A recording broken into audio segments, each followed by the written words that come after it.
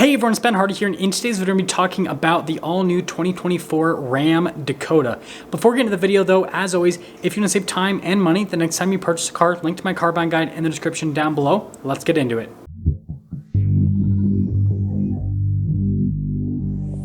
So with truck prices and gas prices shooting through the roof, Ram is finally taking the Dakota seriously in terms of reviving it here in the US. And so it sounds like we're finally going to get one for the 2024 model year, which means this will most likely be released late 2023 in terms of when customers will actually be able to take delivery of the Dakota. Now let's start with the exterior styling, and then we'll dive into the interior of the truck, and then we'll kind of go over, engines, capability, all that kind of stuff throughout.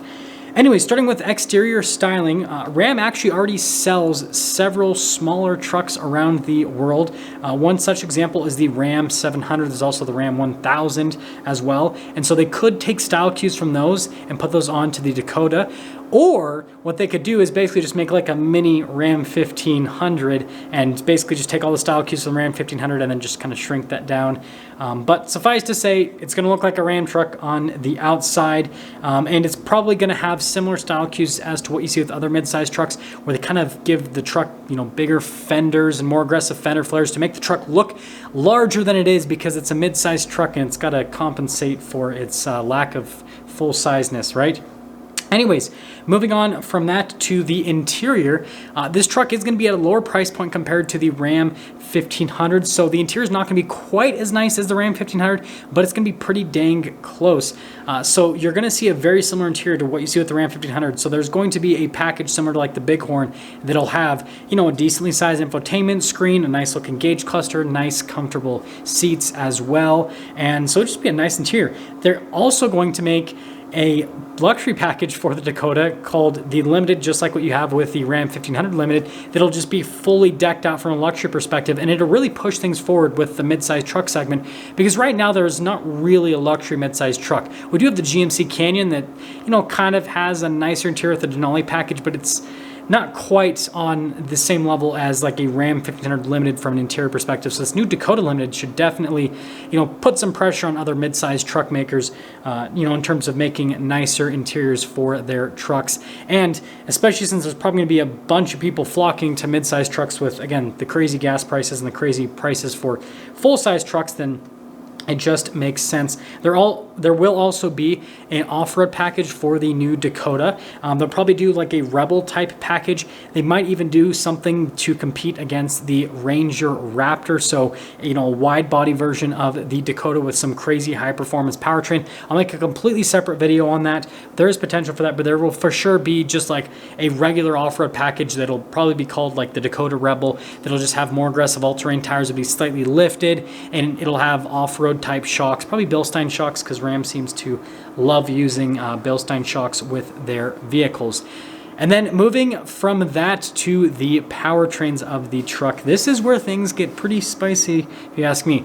So from a powertrain perspective, it'll most likely start out with the 3.6 liter V6 as the base engine, and that's just pretty much like the base engine in every single vehicle in Stellantis' lineup, even in the Ram 1500. And that's a strong engine for a mid-size pickup truck. Again, as an entry-level engine, that can't be the only engine though, because that's just not quite enough in terms of what us Americans want from a power perspective. That's paired to an 8-speed automatic.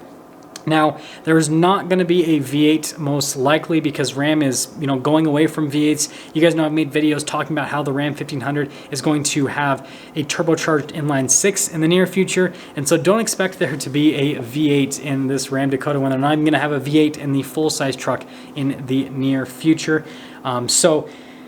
Moving on from that, there's probably going to be some sort of turbocharged engine. Now, will it be a 4-cylinder or 6-cylinder? Don't know at this point. I doubt they're going to put the 6-cylinder in the Dakota unless they do a Raptor competitor. Another reason being is the inline 6-cylinder they're using starts out with crazy power figures for a mid-sized pickup truck. It would be awesome, don't get me wrong, but I don't know if it makes sense. So that powertrain is going to start out with over 400 horsepower and almost 500 pound-feet of torque, which, yeah, is just beyond what any mid-sized truck has as of today's date. And so they'll probably do a turbocharged 4-cylinder. Now, the one that they could obviously do is the Turbo 2.0 that they have in the Wrangler currently, which is actually a very reliable engine, and so that's actually a really good candidate. And power figures are right in line with where it needs to be for a mid-size pickup truck, and so I think that's the most likely candidate for an optional engine with it. And then we might also get the EcoDiesel powertrain, which would be very strong for a mid-size pickup truck. Again, in the Gladiator, it produces 260 horsepower and then 442 pound-feet of torque. And so, yeah, just really solid from that perspective. And speaking of Gladiator, this will most likely be built off of the same platform that the Gladiator is built on. Most likely, not for sure, but most likely. The reason being is the platform that the Ram 1500 is built off would be great, but I'm not sure if they could shrink that down and make it work for a mid-size truck. They might be able to. That's another option that we'll kind of talk about later in this video. But the Jeep Gladiator is the right size because the Jeep Gladiator is already a mid-size truck, and so they could just basically make a Gladiator look like a Dakota. Now, downsides to using the Gladiator platform is, first off, that was built for the Gladiator, which is an off-road mid-sized truck with solid front and rear axles, whereas the Dakota will most likely have independent front suspension.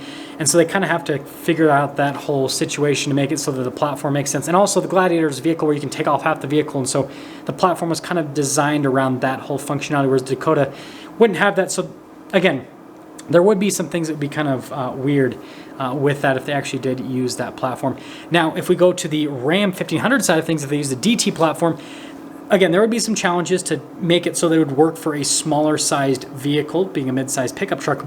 But the benefits of using that platform is it was already developed with the intention of it being used with a full-size pickup truck that has independent front suspension and a solid rear axle. And then if you look at like the new Jeep Grand Wagoneer, that has independent front and rear suspension, so that platform can be adapted pretty well. And on top of that, that platform is amazingly luxurious from a ride quality perspective. Like if you guys have driven in the new Ram 1500, it's just so smooth from a driving perspective. And so if they were able to implement that into a mid-sized truck, it would, again, fundamentally change the segment because we'd have a mid-sized truck that's just so solid from a ride quality perspective. But again, making that work would be pretty difficult. But the other benefit of them doing this is that would then allow Ram to then release a body-on-frame SUV, because if they already have to shrink this platform to work for a mid-sized truck, well then it's the perfect size to then use in a body-on-frame SUV. And so we could get some sort of like quote-unquote Ram Charger, which I'll make another video about that. But again, we could get a body-on-frame SUV alongside the Dakota. And so I think there's a lot of opportunity with this if they are able to implement that and make that work. But with that being said, that's pretty much all the details that we know about the Ram Dakota. Let me know if you guys would be interested in this truck if they were to release it with the specs that I gave. So again, either having the 3.6 liter V6, the EcoDiesel, or the 2.0 turbo. Maybe they'll even do a 4xe version with the hybrid system, just like what they have in the Wrangler. They haven't implemented that in the Gladiator yet, but they will in the near future. And so yeah, with that being said, I'll see you.